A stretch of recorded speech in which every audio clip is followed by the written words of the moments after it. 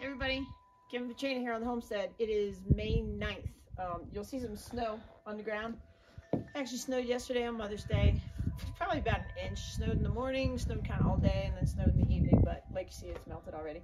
It's still chilly though. There's a brisk breeze coming through right now, and it's maybe 30, well it says it's 45 in the sun, but it's like 35 I think.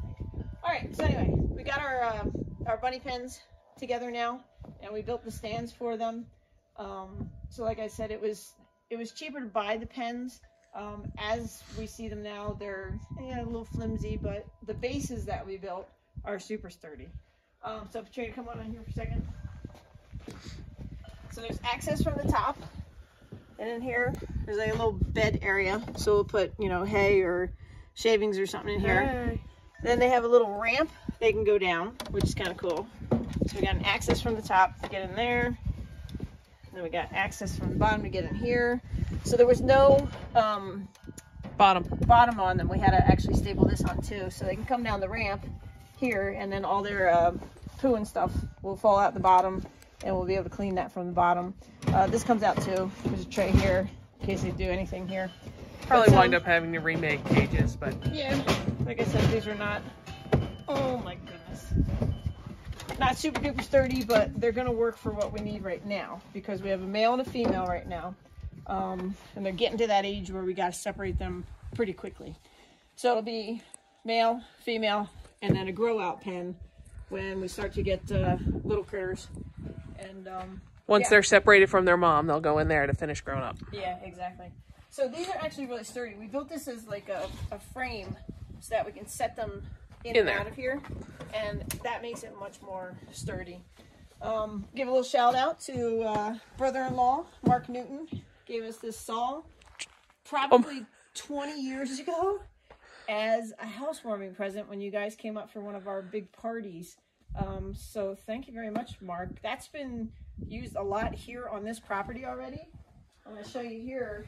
It was used to cut all these angled pieces here. This used to be just a light wood, and we secured it up, you know, so no critters can get in there. And we're actually going to continue that along the whole back here, where you see the green flashing. We're going to take that up and put pressure treated stuff in there. We have some leftover of that, and finish that all the way around the house. And then last thing, I don't think we talked about our rain barrels when we got them. Katrina posted a picture of her ass hanging out of one, because she had to get all the way inside to put the back on that spigot there. And our intention is to have these up higher so that we can use that spigot, but we wanted to catch all the rainwater that we can possibly catch right now so that we can get the garden started in the greenhouse and everything like that. Well, so those are full now. What's the plan there? We're just going to dip buckets in. No, but I mean, what's the overall plan? Like, oh, so we bought a giant water storage container. It's the kind that's on a pallet. You see them in a lot of breweries. They're the big plastic ones that has like a metal frame around it. Is that what you're talking about? Yes. Yeah, and that holds 500 gallons, I think. So right now, actually, come up on the porch. Right now, we've been going to town periodically to get supplies, and we haven't been doing laundry. So this is the hold on. We haven't been doing laundry here at the property in our little teeny tiny 8-pound washer. We've been taking laundry to town and doing it at the laundromat. But the water that we've been harvesting in the house from anytime you turn the spigot on and try to get hot water or whatever, or the residual actually from the on-demand hot water tank, anything, we're saving it. So we do have another barrel right now in the garage empty. We're going to take that over to the greenhouse. We're going to pour all these into that as well and just start saving water because it's priceless here.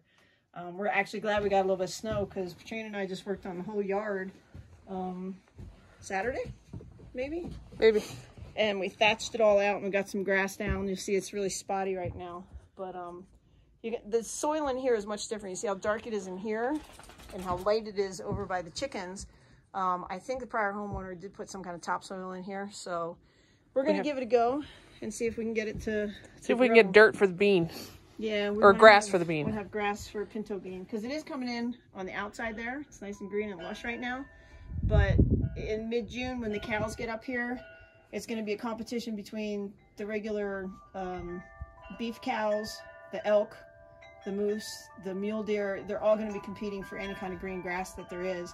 That's actually one of the reasons the yard is fenced in, so that the animals can't get in. I think at one period of time though, when there was construction going on here or something, the cows did get in the yard, because when we first moved in there was cow shit all over the yard. So I think they kind of decimated it, and we're just gonna see if we can get it back. So yeah, so that's what we got going on. We're gonna get the bunny pens, you know, situated.